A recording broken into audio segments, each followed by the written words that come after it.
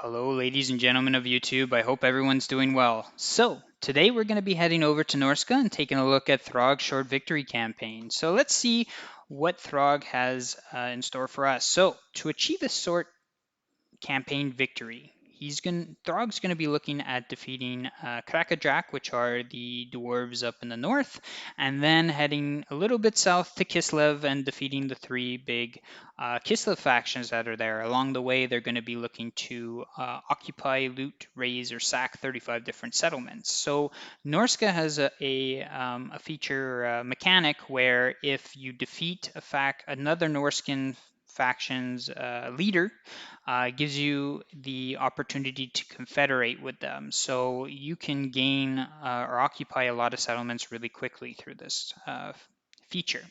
Um, Throgg has a good faction effect where he's reducing the upkeep of North controls by 20% and giving them physical resistance, which is great because you're not going to be up against really any demons unless you go out of your way to. So the physical resistance makes a lot of sense here. His Lord effects are very outdated, one control, immunity to attrition in his army. Norscan's army spend a lot of time in raiding stance, so making that a little bit obsolete, and 2 corruption. So his army himself, so Throgg is a very, very powerful legendary lord. He's good at 1v1ing, he's good against blobs, he's very good. He starts with a Vermeer hero that's got the lore of shadows, and they have replenishment, which is always welcome to have, especially in the early game. He's got some marauders. He has the Norscan Ice Wolves, which are really good. They have a high weapon strength, and they have 16 armor piercing.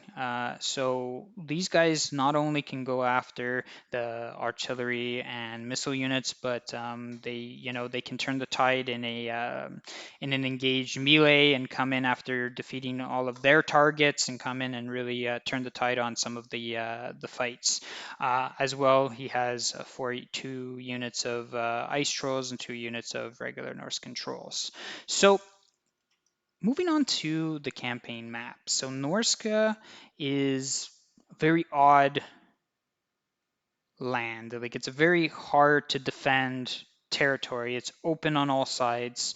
So the question is like, what do you do with Norsca itself? So Throgg is going to want to, deal with his initial enemies, but really Throgg needs to be pushing into Kislev. You need to get Throgg to take out Krakadrak and move into Kislev as soon as possible. Kislev has a lot of armies down there. Throt and Azazel will need help. So definitely you're going to want to ally yourself with Throt.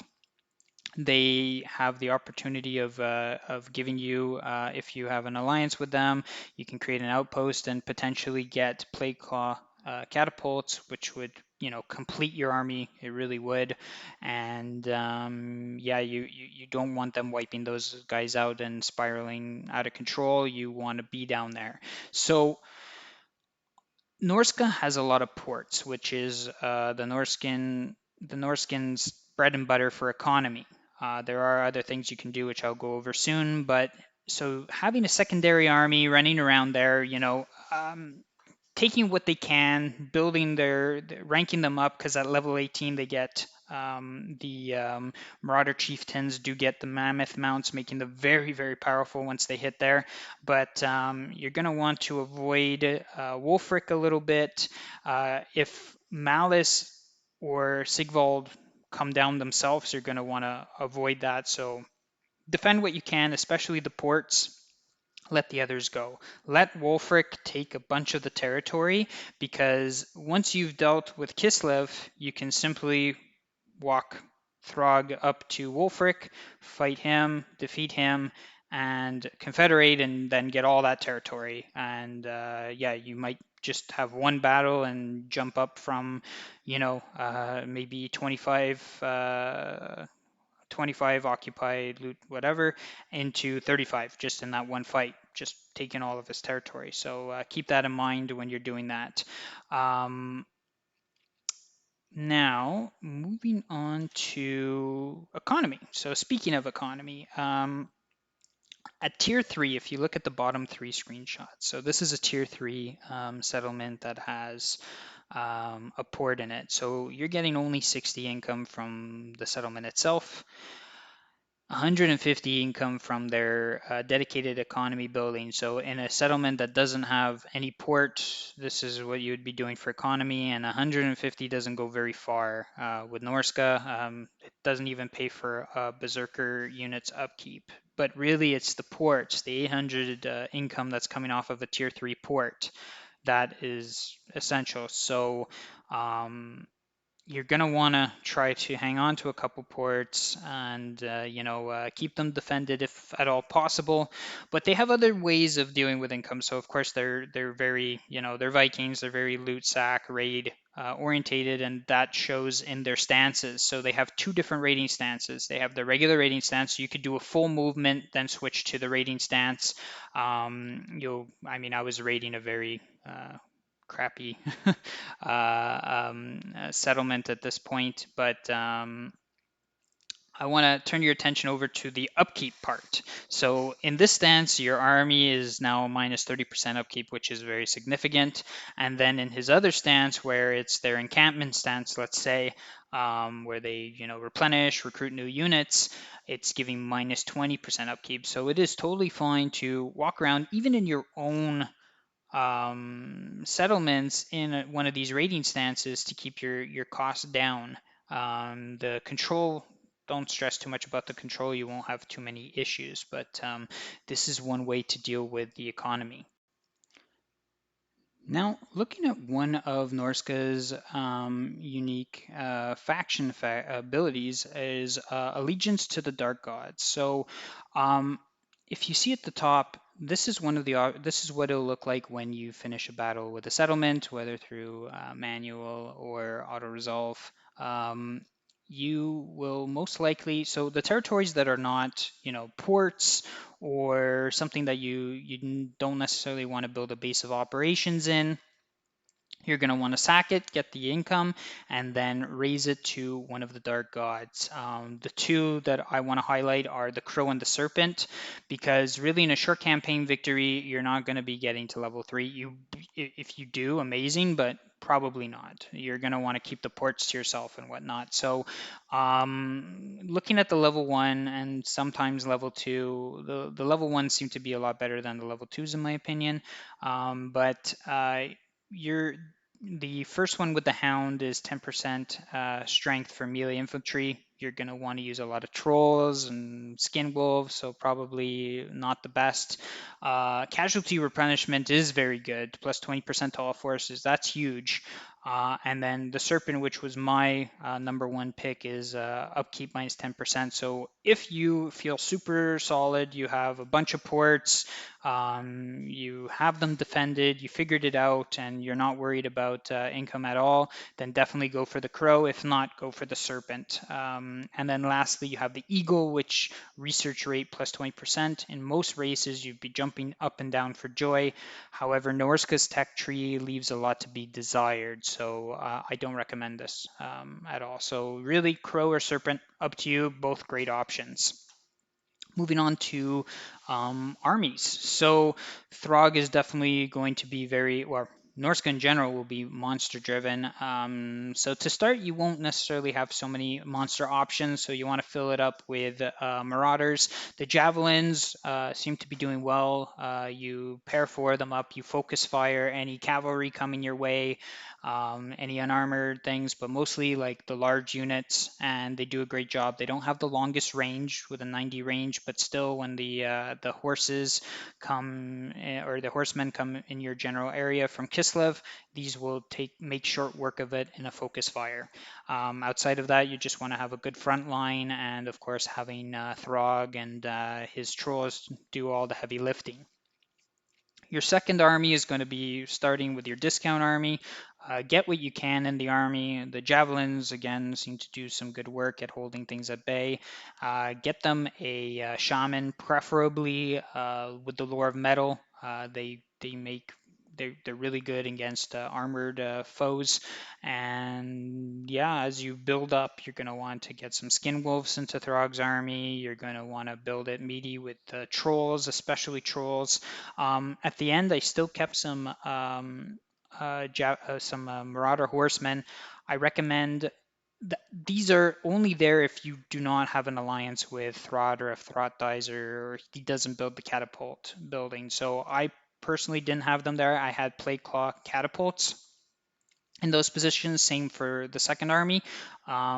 This is only just in case Thurot doesn't build that building or he gets destroyed. But definitely, if you have an alliance with Thurot and he builds that building, you want two play claw catapults in there. It's excellent. So then for your backup army, as you're building it out, you can go, half trolls, half berserkers there. You can go all trolls. You can go all berserkers, having a couple skin wolves in there to deal with the anti-large.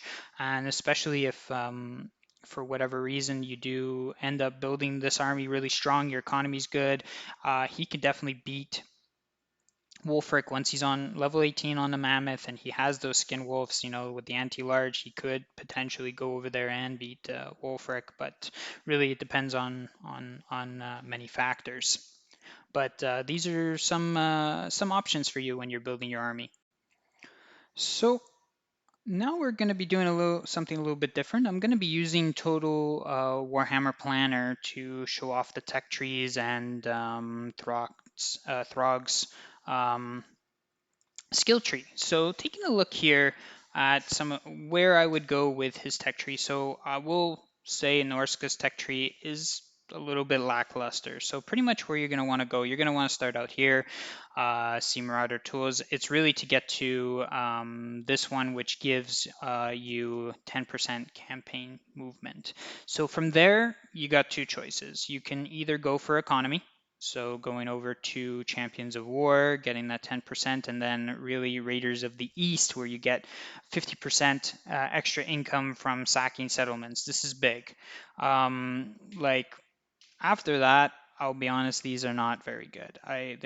This needs to be updated because it's crazy to see that. So you need to get this, you need to capture Kislev, and again, the attrition story where they spend a lot of time in raiding stance, and Throg naturally has no attrition damage. This is a bit wild, considering that if you, for some reason, found yourself taking Tilia, you get minus 15% upkeep, or if you went to Bretonia, I mean, plus 500% trade tariffs. I don't know. Just for a short campaign victory, I don't think going down here. Just going to Raiders of the East is fine. Leave it at that. And or you can, if you're not too worried about that, you can go for here. So this unlocks the monster hunts. The monster hunts are a little bit bugged.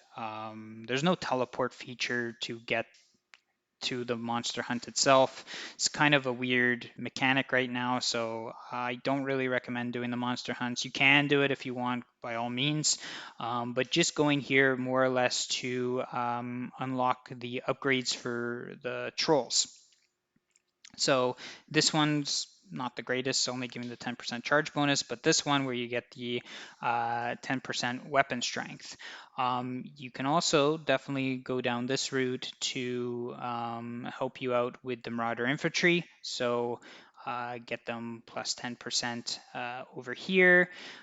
Missile units. So again, I like the javelins. This helps the javelins quite a bit, and then giving some melee attack and defense, and then metalwork anvil, and then after that, really, it's whatever you want. So really, this is like the big one out of all of the ones we just reviewed.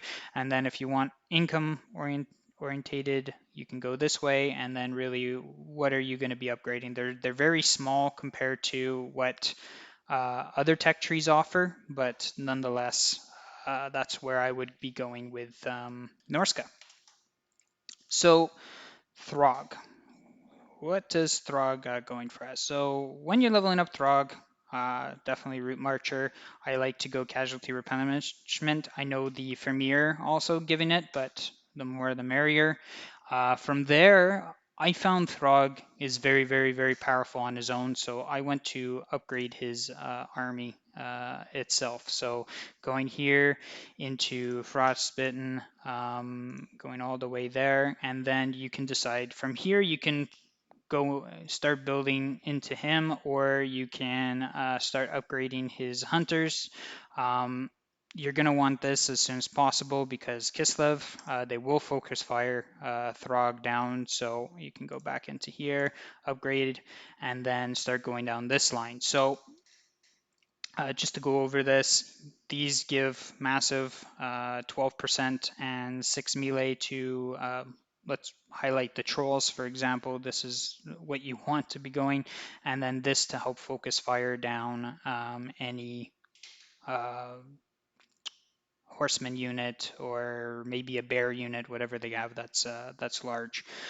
So as soon as you get this, you want to go down this. So further upkeep reduction and leadership, which is super nice. After this, horrible regeneration, this 20% missile resistance to your trolls, plus this horrible regeneration. It's a done deal. Nothing more that needs to be said there. And then moving into more melee defense and frenzy. Again, I'm going to be highlighting the trolls, and then going into Age of the Beast, where if you're nowhere near a building that can recruit trolls, this makes trolls a one-turn recruit into Throgg's army. Amazing, amazing, including your backup army too. So that's the route you're going to want to go there, and then from there, you can continue build. You can start building into Throgg, making him. You can go heavy hitter, but I like to go into armor there, moving down his tree, giving him that attack that he so desires. He's already pretty fast, and he's going to have like all kinds of auras to slow things down. But yeah, that's the general direction for Throgg. His quest item, you're going to want to do the quest for the money and stuff, but the quest item, again, it's kind of lackluster. You're not really fighting much that use underways. The corruption is just going to build itself out. Recruitment cost is fine. Melee defense is great. The unbreakable is okay. It's not nothing to write home about, but you're probably still going to want to do this quest nonetheless.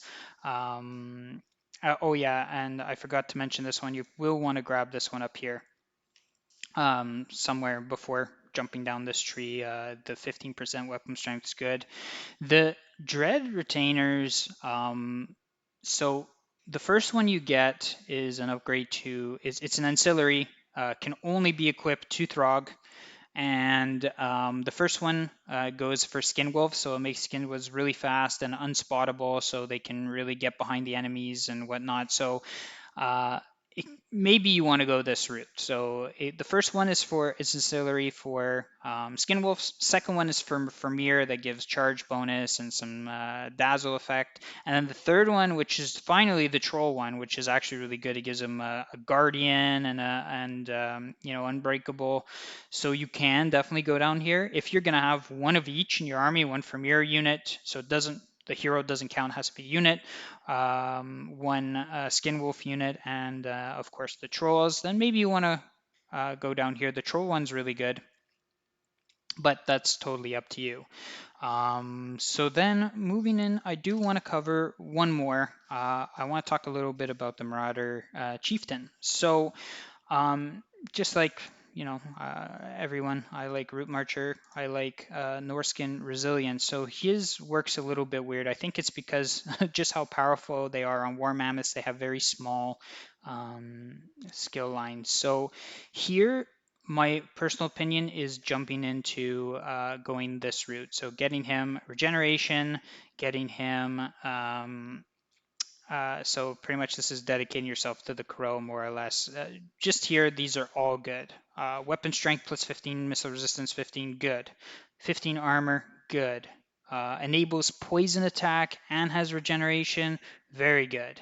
The second one, if you don't want to go down this route for whatever reason, I would say would be the route of the Hound, because you can only choose one of these, right? So this is good.